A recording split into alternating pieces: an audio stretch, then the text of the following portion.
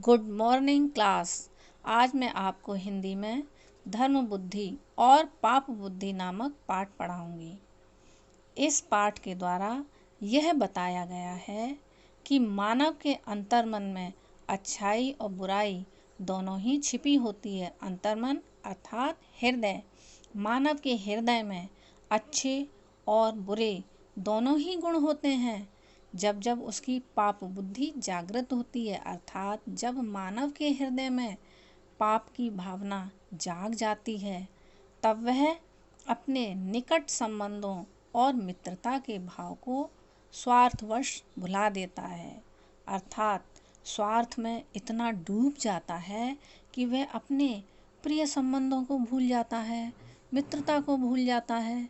वह अपने कुकर्मों का परिणाम जान ही नहीं पाता और अपना स्वार्थ पूरा करने में वह इतना मग्न हो जाता है कि वह यह जान नहीं पाता कि उसके बुरे कर्मों का क्या परिणाम होगा, क्या फल होगा। मानव मन के छल कपट, लोभ और स्वार्थ उसे पतन की ओर ले जाते हैं। जब वह छल कपट लोभ के वशीभूत होकर अपना स्वार्थ सिद्ध करना चाहता है, तो धीरे धीरे उसका विनाश होने लगता है। धीरे धीरे सफलता से असफलता की ओर बढ़ने लगता है। आइए अब हम विस्तार से इस पाठ के विषय में पढ़ते हैं।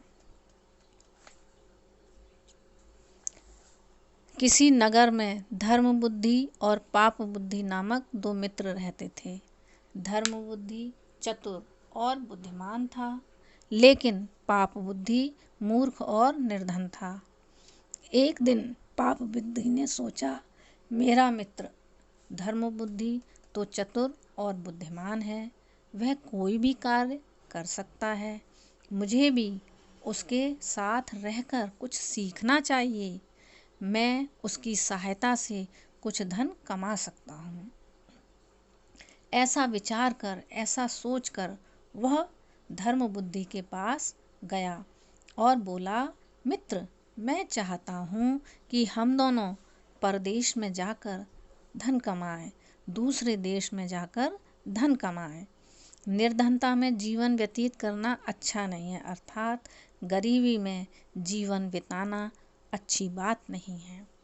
धर्म बुद्धि ने कहा, मित्र, विचार तो उत्तम है, विचार तो बहुत अच्छा है, मैं तुम्हारे साथ चलने को तैयार हूँ। दोनों मित्रों ने गुरुजनों से अनुमति ली और परदेश की ओर चल दिए। वे दोनों पुष्पपुर पहुँचे। वहाँ दोनों खूब परिश्रम से और मन लगाकर काम करने लगे। इस प्रकार दोनों ने पर्याप्त धन अर्जित कर लिया, पर्याप्त धन इकट्ठा कर लिया, अर्थात उन्हें जितने धन की आवश्यकता थी उन्होंने उतना धन इकट्ठा कर लिया। अब दोनों मित्रों ने विचार किया कि अब हमें अपने घर वापस चलना चाहिए।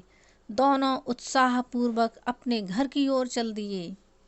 जब दोनों अपने नगर के समीप पहुँचे तो पाप बुद्धि ने मन में सोचा, यदि ये धन मुझे मिल जाए, सारा धन मुझे मिल जाए तो कितना अच्छा हो।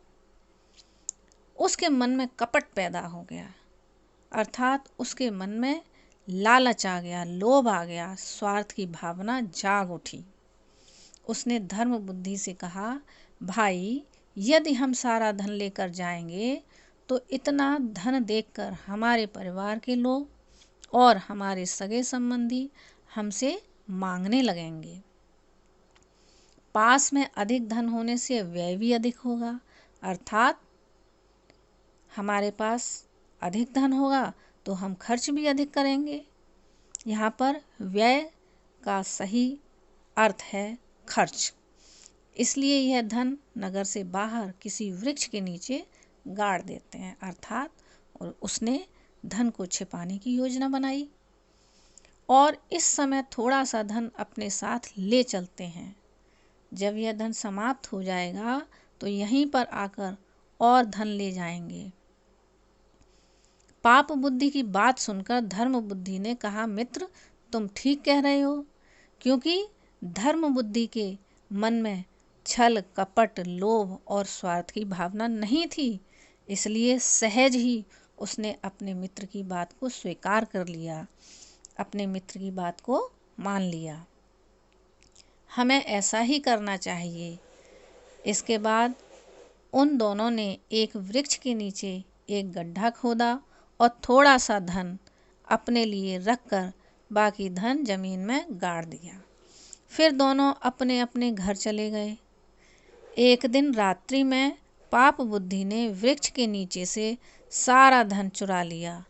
कुछ दिन बाद वह धर्म बुद्धि के घर गया और बोला, मित्र मेरा परिवार बहुत बड़ा है, खर्च अधिक है, अर्थात बचा हुआ धन, अपने मित्र के हिस्से का धन भी वह लेना चाहता था। क्यों लेना चाहता था? क्योंकि उसके हृदय में लोभ की भावना आ गई, स्वार्थ की भावना आ गई थी, इसलिए वह छल और कपट के द्वारा अपने मित्र के धन को भी हड़पना चाहता था। विद्यार्थियों, इस पाठ में अब तक आपने जो पढ़ा उसके आधार पर समझा कि दोनों मित्रों की सोच अलग अलग है। पाप बुद्धि आरंभ से ही मन में लालच और कपट रखता है। अपने मित्र धर्म बुद्धि से दूसरे नगर में जाकर धन इकट्ठा करने की बात करता है। जब वे दोनों मेहनत और लगन से धन इकट्ठा कर लेते हैं, तब बड़ी प्रसन्नता से घर वापस लौटते हैं, परंतु रास्ते में ही पाप बुद्धि, जिसका अर्थ है दुष्ट प्रवृत्ति वाला व्यक्ति, उसके मन में पाप आ जाता है और मन ही मन सारा धन हड़पने की योजना बना लेता है। इसलिए घर पहुंचने से पहले ही अपने मित्र धर्म बुद्धि से कहता है, हे मित्र, यदि हम इतना अधिक धन घर ले जाएंगे तो घर के सदस्य हमसे धन मांग लेंगे और अधिक धन होने पर अधिक खर्च भी होगा। इसलिए हम अपने धन को पेड़ के नीचे छिपा देते हैं, थोड़ा सा धन घर लेकर चलते हैं। दोनों ने उस धन में से थोड़ा थोड़ा धन ले लिया और बाकी धन पेड़ के नीचे छिपा दिया। पाप बुद्धि ने एक दिन रात में आकर सारा धन चुरा लिया और दूसरे दिन अपने मित्र के घर जाकर बोला, मेरा परिवार बड़ा है और खर्च भी अधिक है। इस प्रकार पाप बुद्धि के मन में कपट अर्थात बुरी भावना आ गई थी, इसलिए उसने अपने मित्र के साथ छल किया और धन चुरा लिया। आप सभी ने अब तक जो कुछ समझा उसके आधार पर गृह कार्य में दिए गए सभी प्रश्नों के उत्तर लिखेंगे। मैंने आपको असाइनमेंट के रूप में गृह कार्य दिया है। आप सभी सही प्रश्न संख्या लिखकर केवल सही उत्तर लिखेंगे। उत्तर साफ, स्पष्ट और सुंदर लेख में लिखिए। आज इतना ही। धन्यवाद।